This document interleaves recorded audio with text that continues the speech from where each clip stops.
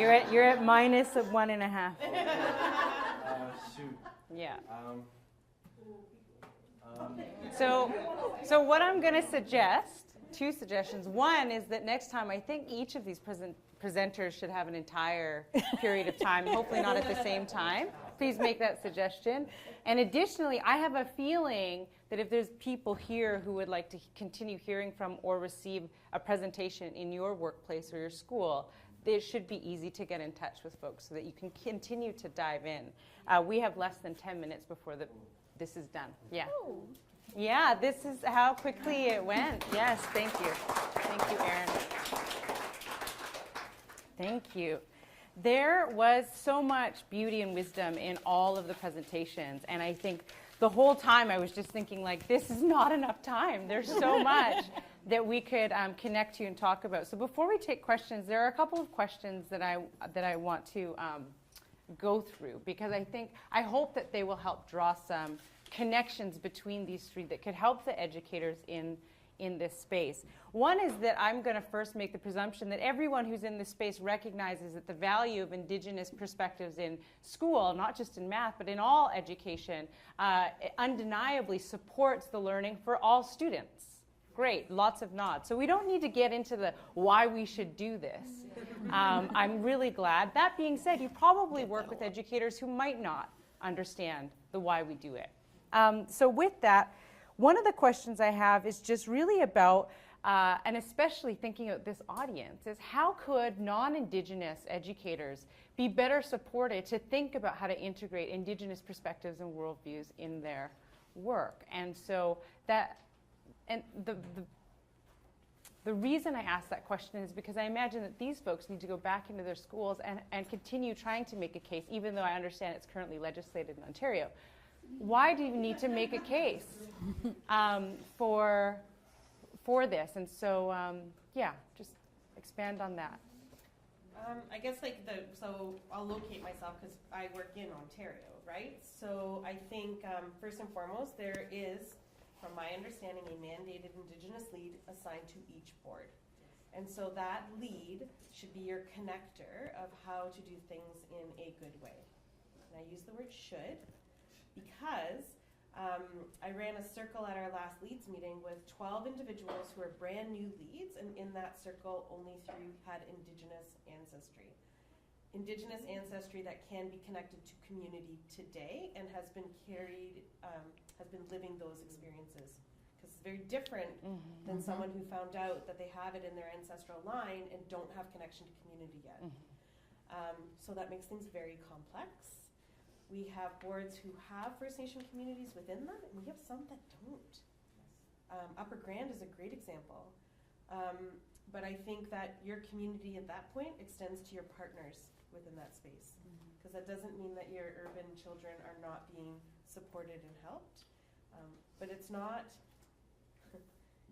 as non-Indigenous people, you have to find people to lead the learning, and you get that by connecting with community or connecting with people, right? It's not a website, it's not Google. Some of our elders call Google grandmother. That's my favorite. She's like, they're trying to be kind, right? But I think sometimes our own learning journey starts in research of respected people who've been working in and with community for a long time, because that is not a new thing. If we look at Lisa's work, we look at Ruth's work, we look at Bev's work, I'm telling, these are people leading in such a good way, great models for our non-Indigenous population. Great, thank you.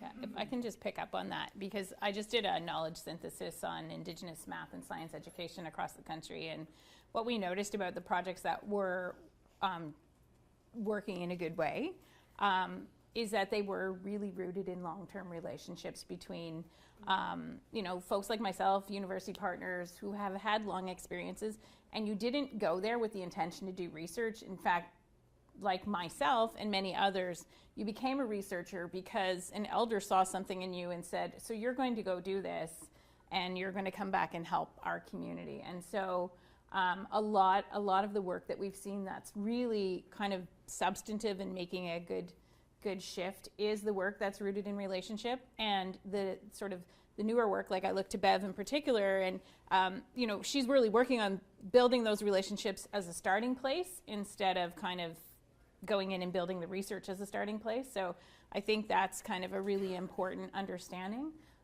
And when I first started teaching in Wagamama, I thought my name was Naleg, Miss Lunny, because everyone kept calling me Naleg, which Aaron's laughing, but it means like kind of like nosy or hanging around where you're not wanted. But it was always said with love, so. But really, you gotta be in community. You gotta be learning. I've talked to teachers who have never been in communities that they serve, so it's a place to start. And so, do you want to answer that one? But because if not, I have another question for you in particular. Okay, so one of the things that I loved about hearing you speak and also seeing you downstairs, and this is coming off of, I've been now in Toronto for the last few days doing a few different presentations, and there's this theme that keeps coming out. There's this elephant in the room, whether it's education, whether it's philanthropy, whether it's the nonprofit sector at large, that often Indigenous communities, the invitation to non-Indigenous communities and the work together is to be in relationship. And I feel like one of the elephants in the room is that we're inviting people to be in this thing called a relationship when there are many non-Indigenous folks who actually don't have a grounding in what it is to be in relationship to themselves, relationship to the land, relationship to their own family, to their own history. And so I feel like that elephant in the room really impacts the way in which we can ever become in relationship. And so witnessing you speak is really quite beautiful because I recognize you are in relationship with yourself and to your ancestors, right, and to the future. So that being said, do you have some advice for non-Indigenous educators or parents or folks who that could help them think about how to be in better relationship to themselves to support their children's learning? It's a good question. I think in the context of reconciliation and the talk that's been had now, in the academy, there's always this talk of indigenize the academy. I fundamentally disagree with that. In that what it creates in the non-Indigenous community is the thought that I now have to adopt everything in full, and I have to believe that. And in my community, we're not asking that. We're not asking you to believe that. We're asking you to take our beliefs and our way of knowing and set it as equal to the Western perspective. And, that's, I left White seeing up there. What Albert Marshall explains is, we're not saying Western perspective has nothing to offer. In fact, quite the opposite. White Singh says Western perspective has something to offer, but equally, Indigenous knowledge has something to offer. And it's using the two in conjunction in a way that they come together appropriately, but they do not delegitimize the other. And the best way to explain that is, from my experience, is the two-row wampum belt. And the two-row wampum belt and how that was created, and saying that there are two communities, there's the Indigenous community and non-Indigenous community. They're going to walk side by side in unison, in harmony. We're not going to interfere, but there's also relationship, there's the interconnectedness. And in my research, we're actually looking at how does that wampum belt actually translate to basic sciences, and the same thing with DNA. Two strands of DNA, there's an interrelationship. We use that analogy now. In that, if you understand genetics, they're fundamentally, separate, the two strands of DNA, but they could not exist without the other. And so, that's my advice. Do not try to indigenize yourself. If anything, create the space so that students can be Indigenous. Thank you so much. Thank you. So beautiful. It is 12:29.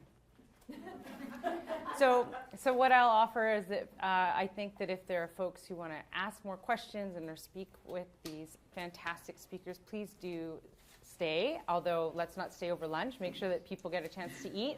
But in the meantime, I would just love to thank everyone for being here, for your rapt attention, and let's thank our presenters so much.